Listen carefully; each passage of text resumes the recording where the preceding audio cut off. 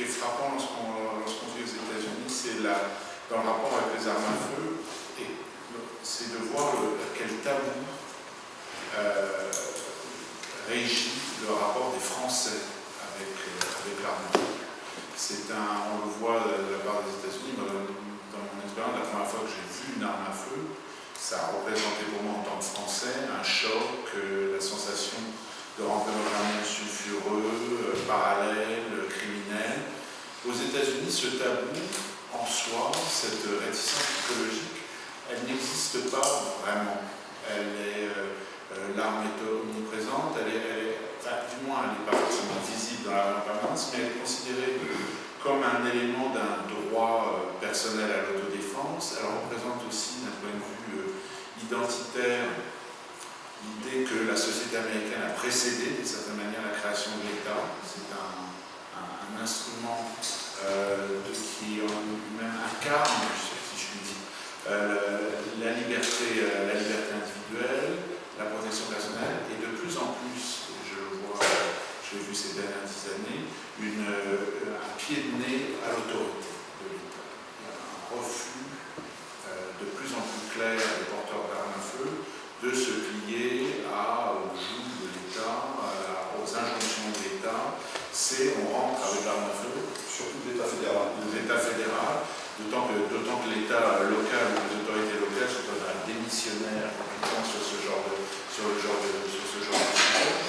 Mais on assiste à une évolution.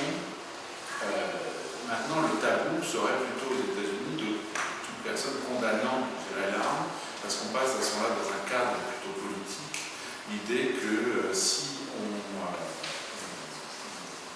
est contre les armes à feu, on est contre une liberté institutionnelle, on est contre une liberté personnelle, pratiquement contre le droit à la propriété, d'une certaine manière, puisqu'on en interdit la défense par les restrictions qu'on peut y apporter.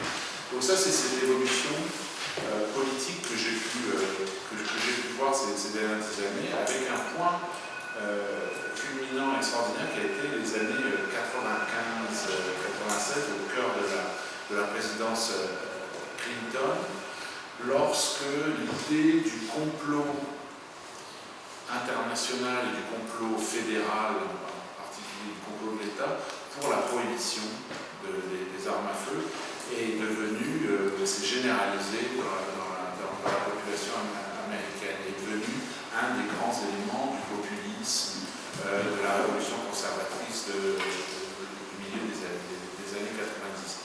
Et donc, l'arme à feu est devenue petit à petit, non pas un élément du folklore américain, mais plutôt à partir du début des années 90, mais comme la garantie d'une défense du droit individuel contre l'oppression de l'État fédéral, l'oppression grandissante de l'État fédéral.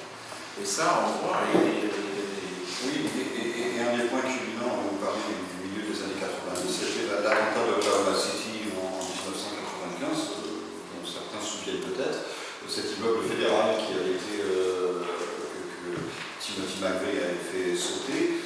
Et Timothy McVeigh avait comme livre de chevet un livre de politique fiction qui avait été écrit dans les années 70 et qui décrivait la lutte d'une organisation contre le gouvernement fédéral. Et pourquoi est-ce que cette organisation était en lutte contre le gouvernement fédéral? Parce que le gouvernement fédéral avait entrepris de confisquer les armes à feu.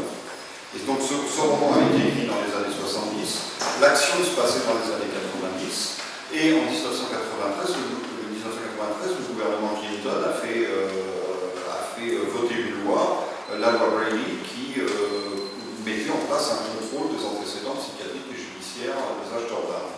Et donc il y a un lien très évident entre cet attentat de Oklahoma City, qui a fait un certain nombre de morts et qui a détruit l'immeuble fédéral, c'est un immeuble fédéral, c'est important, et le contrôle des armes à feu. Et d'autant l'évolution a commencé vraiment dans les années 90. Avant, Timothy McVeigh a fait cet attentat le jour pour commémorer la mort 2 ans plus tôt des dévots de la secte de David Koresh, qui eux-mêmes avaient été attaqués par la police fédérale parce qu'ils étaient accusés de détenir des armes prohibées. Et cette l'attaque s'était très très mal passée, elle avait été faite dans des conditions, c'était une opération de relations publiques qui a horriblement mal tourné. Bref, peut-être plusieurs semaines plus tard, la résidence de cette secte a brûlé et dans un grand acte de suicide, la secte entière s'est immolée par le feu. Ça a été le point de départ, 92, je crois, de la montée en puissance d'une minorité américaine qui se voulait l'avant-garde de la défense du droit individuel aux armes à feu et surtout qui voyait dans la saisie possible des armes à feu aux États-Unis, dans la normalisation américaine du point de vue des armes, le premier signe de l'oppression socialisante, mondialiste. C'est l'époque des grands mythes, des hélicoptères noirs de l'ONU déferlant sur les États-Unis. C'était toute influence mondiale et toute normalisation, tout nivellement des États-Unis au niveau des mœurs d'autres pays occidentaux était vu comme une dégradation de l'éthique américaine de la Constitution américaine elle-même. Une mise en cause de l'identité américaine. Une mise en cause de l'identité américaine. Et c'est très frappant de voir que la révolution conservatrice, d'ailleurs, l'arrivée massive des républicains populistes fin 94 en 95, s'est faite aussi en grande partie au nom de la défense du droit de porter armes. Oui, et puis en même temps, dans les années 90, c'est aussi le moment où les démocrates ont abandonné cette recherche du contrôle des armes. Peut-être d'ailleurs montrer la diapositive suivante, je pense, là-dessus. Voilà. Donc les grandes périodes de réglementation des armes au niveau fédéral, ça a été l'administration Roosevelt, du fait de l'utilisation des mitraillettes par les gangsters au moment de la prohibition. Ça a été ensuite les années 60, après l'assassinat de Kennedy, l'assassinat de Martin Luther King et d'autres assassinats politiques. Et puis ensuite, ça a été les années Clinton, et Clinton donc a fait adopter cette loi dont je parlais tout à l'heure, et puis aussi une loi d'interdiction des armes d'assaut. Et en 1994, les démocrates ont perdu le Congrès, et puis ensuite, ils ont perdu les élections présidentielles un petit peu plus tard. Et ils ont attribué en partie la perte du Congrès et puis des élections présidentielles à cet activisme pour le contrôle des armes de l'administration Clinton. Et les démocrates, ils n'ont plus voulu toucher à ça, ni près ni loin. Et d'ailleurs, c'est assez surprenant qu'Obama s'y soit mis cette fois-ci. Ce que je voulais vous montrer avec cette diapositive, c'est l'évolution du débat à partir du nom des groupes qui plaident pour le contrôle des armes. Dans les années 70, il y avait la National Coalition to Ban Handguns, c'est-à-dire la coalition nationale pour l'interdiction des armes de poing. Et c'est devenu plus tard la coalition pour stopper la violence armée. Donc on ne parle plus des armes, on parle de la violence. Même chose pour une autre association qui s'appelait Handgun Control, donc le contrôle des armes de poing, et qui maintenant s'appelle la American Campaign to Prevent Gun Violence, donc une organisation pour la prévention de la violence armée. Et puis il y a eu la création en 1999 d'une autre association qui s'appelle Americans for Gun Safety. Et donc on s'aperçoit qu'on passe du contrôle des armes au contrôle des comportements. Il ne s'agit plus d'interdire les armes, il s'agit d'assurer la sécurité. On parle de gun safety et on parle de gun violence. Donc on parle de comportement et on ne parle plus des armes. Et ça correspond finalement à ce que dit la National Rifle Association. Ce ne sont pas les armes qui tuent, ce sont les gens. Et donc les associations même qui militent pour le contrôle des armes ont fait des pas en arrière en étant de moins en moins ambitieux. Et c'est ce qui s'est passé aussi d'ailleurs avec les gouvernements, puisque Roosevelt voulait interdire les armes de poing, il n'a pas réussi, mais c'est ce qu'il voulait faire. Johnson voulait mettre en place des permis, des systèmes de permis et d'enregistrement, c'est aussi, il n'a pas réussi non plus, mais c'est ce qu'il voulait faire. Alors que Clinton et Obama, il ne s'agissait plus de contrôler les antécédents et puis d'interdire les armes d'assaut qui sont une toute petite partie des armes qui sont Donc on voit qu'il y a eu l'ANRA a marqué des points et les groupes de pression pour le contrôle des armes, petit à petit, ils ont adopté une stratégie de type A qui les a rendus de moins en moins ambitieux pour des raisons de réalisme politique, hein, tout simplement.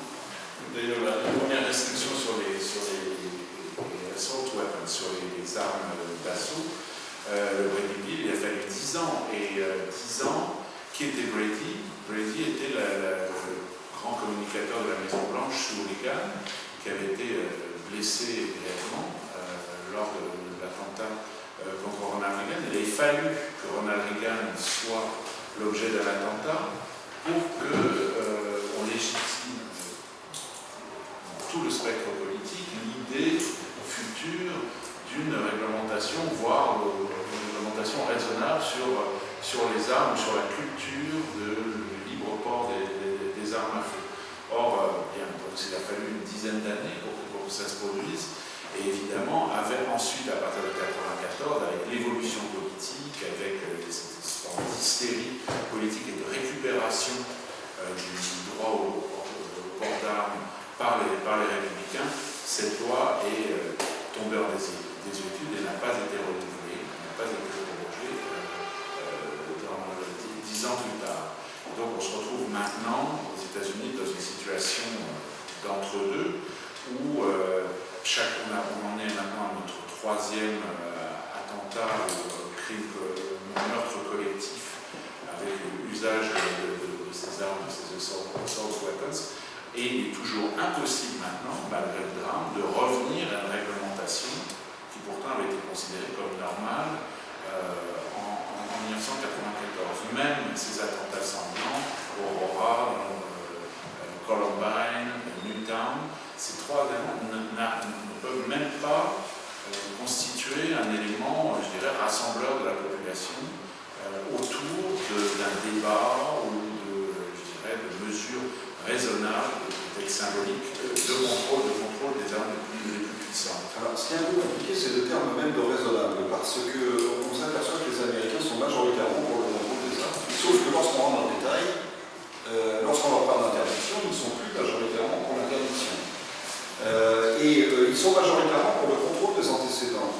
Mais la loi qui a été proposée au début de l'année n'a pas réussi à passer au Sénat parce que la question n'était pas tant de savoir s'il fallait généraliser ce contrôle des antécédents, parce que le contrôle des antécédents il existait déjà, donc mis en place par Clinton, mais il ne concernait que les ventes d'armes neuves, il ne concerne pas les ventes d'armes de location.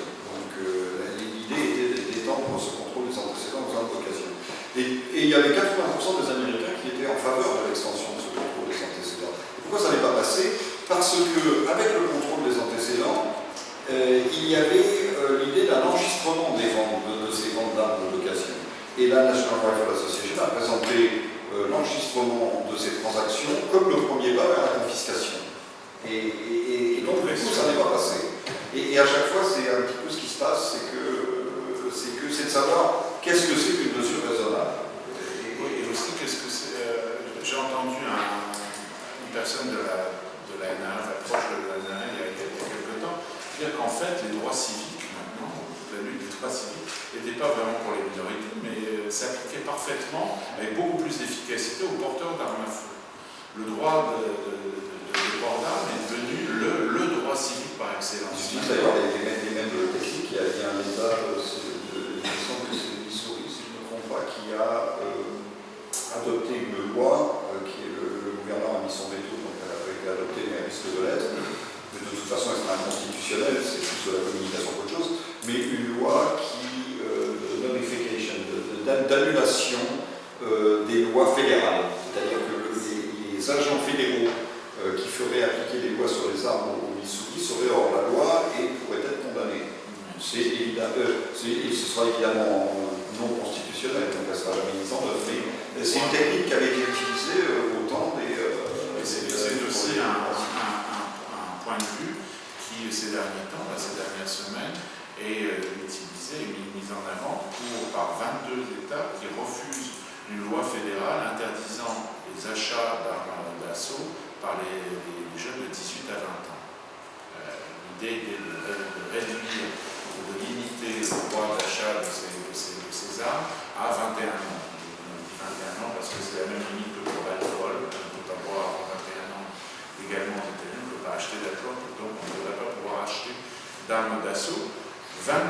États américains sont maintenant en train de préparer un procès fédéral pour obtenir l'annulation de cette loi et des executive orders, des décrets du gouvernement Obama à cet effet. L'arme à feu, le droit de port d'armes, même le plus marginal, je dirais, l'assault weapon, est considéré intégralement comme un droit civique qui ne peut pas être retiré à un citoyen en fonction de son âge. Donc ils utilisent toute la thématique, tout le langage des droits civiques pour obtenir justement la liberté, pour éviter toute restriction aux ventes d'armes. D'ailleurs, on maintient, c'est vrai que les achats et ventes entre particuliers sont pratiquement pas réglementés. Si on doit remplir une fiche d'antécédent chez un armurier, il suffit d'aller dans un gun show, qui est une foire aux armes, pour pouvoir en acheter un librement, à condition d'être résident américain. On peut acheter pratiquement n'importe quoi. Donc il y a tout cet ensemble cette réticence, ce refus permanent au nom maintenant d'un droit civique et d'un droit constitutionnel qui est le second amendement de la Constitution. Je crois qu'on n'en a peut-être pas assez parlé, mais en 2008, la NRA et le lobby des armes à feu a obtenu par la Cour suprême la reconnaissance de cet article 2 extrêmement bizarre de la Constitution américaine qui semble être au départ concerne essentiellement la légitimité des milices policières de l'époque, et pour légitimer le droit à porter une arme ou à en posséder une, en faire un droit constitutionnel.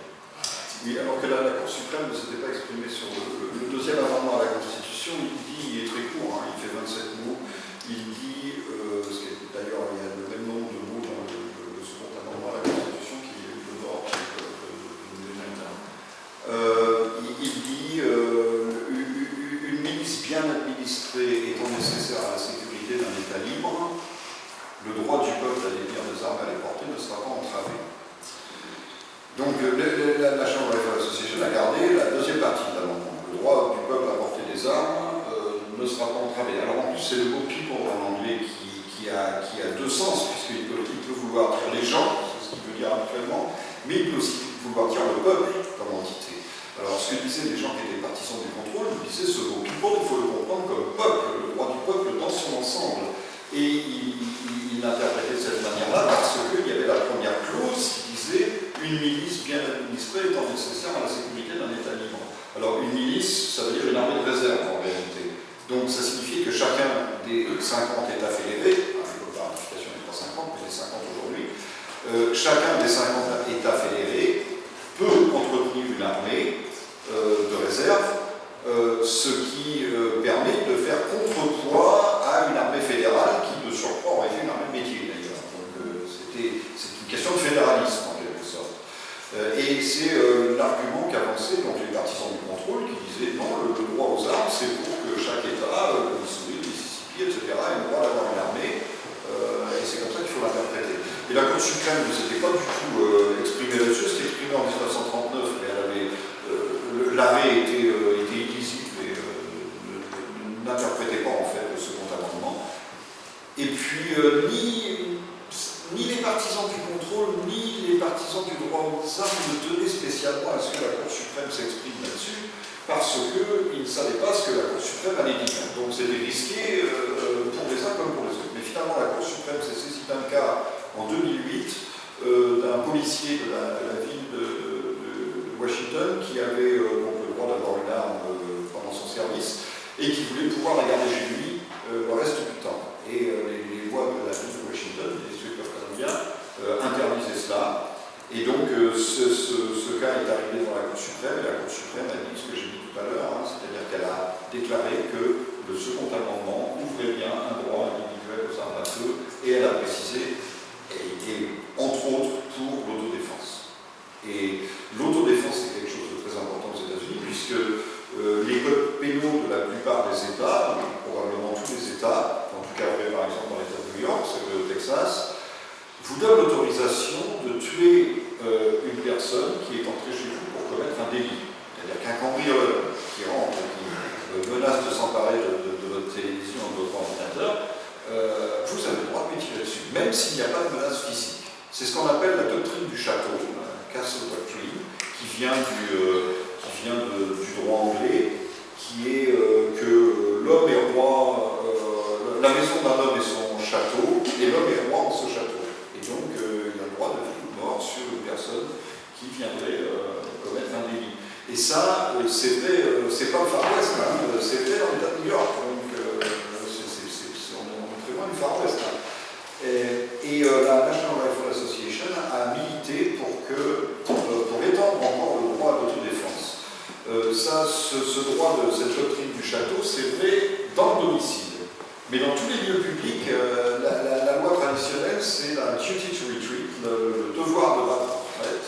Donc si vous êtes dans la rue et que vous êtes agressé par quelqu'un, plutôt que de répondre par la force, si vous pouvez prendre la fuite, vous devez prendre la fuite.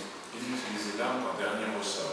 Et d'utiliser l'arme vraiment l'équivalent de légitime défense en France, c'est-à-dire que là, quand vous êtes effectivement acculé et qu'il n'y a plus d'autres solutions que de l'utiliser, oui. La Floride, en 2005, a inclus dans son code pénal une clause qui disait qu'il n'y avait pas de devoir de battre en retraite et que lorsque l'on était agressé dans un lieu public, on pouvait répondre par la force, mais même par la force létale. Et il y a à peu près la moitié des États qui ont adopté ces lois-là. Et là, c'est-à-dire que le code pénal justifie le port d'armes. Si on a le droit d'utiliser une arme, on voit mal sur quelle base philosophique on pourra interdire le port d'armes. Alors il y a eu des abus, hein, vous avez entendu parler de cette affaire de Trayvon Martin, George Zimmerman, ce voisin vigilant qui, dans son quartier, a vu un jeune noir, ce qui lui a paru bizarre. Il a appelé la police lui a dit de ne pas intervenir. Ce jeune ne faisait rien de particulier, hein. Il était dans la rue, il était à l'âge des friandises au coin de la rue, il était en train de rentrer chez lui. Mais simplement sa présence, le fait qu'il soit à pied, je suppose, et le fait qu'il soit noir surtout, a suffi pour que Zimmerman considère que c'était quelqu'un de dangereux et un probable délinquant. Il a appelé la police lui a dit on s'en occupe, ne le suivez pas. Zimmerman n'a pas écouté ce que la police lui disait. Il a décidé de suivre Trayvon Martin. Et puis, je ne sais pas ce qui s'est passé, personne ne le sait vraiment, de lui demander ce qui était là. Puis apparemment, Trayvon Martin s'est défendu. Et Zimmerman a fini par se trouver dans une position où effectivement, il était en danger. Apparemment, Zimmerman lui tapait la tête par terre ou quelque chose comme ça. Et donc là, il a sorti son arme, il l'a tué. Et il a été acquitté parce que, en vertu de cette loi qui permet de répondre à la force par la force, les juges n'ont pas retenu le fait que c'était quand même lui qui avait initié la confrontation au départ. Donc une notion d'autodéfense qui est extrêmement large. Et ce sont des lois qui sont faites directement par le lobby des armes. Il ne faut pas oublier maintenant. On parle de la NRA depuis quelques temps là, et il faut qu'on explique un petit peu l'évolution du lobby lui-même. Le National Rifle Association dispose d'un institut qui s'appelle Institute for Legislative Action, ILA, qui a créé des textes de loi presque clés en main pour les différents États, des textes de loi qui sont axés, qui n'ont qu'un axe, celui d'assurer la défense du droit port d'armes ou de le promouvoir, de l'élargir. Et les Stand Your Ground, ces lois-là, les Stand Your Ground laws, sont vraiment l'œuvre de juristes, d'excellents juristes de la National Rifle Association. Toute l'idée est de rendre l'usage et le port d'armes le plus légitime possible, le plus quotidien possible, de certaine manière, par le biais législatif. Faire de l'arme, détruire les dernières onces de tabou dans l'utilisation, le port, faire de l'arme l'appendice, je dirais, un appendice humain qui sera en permanence utilisable, qui sera en permanence l'expression de sa légitimité personnelle et ses droits civiques. Donc ça, c'est une évolution qui, à mon sens, est la plus grave aux États-Unis, c'est-à-dire que la démission des hommes politiques, ou alors leur collusion, leur complicité avec toute ce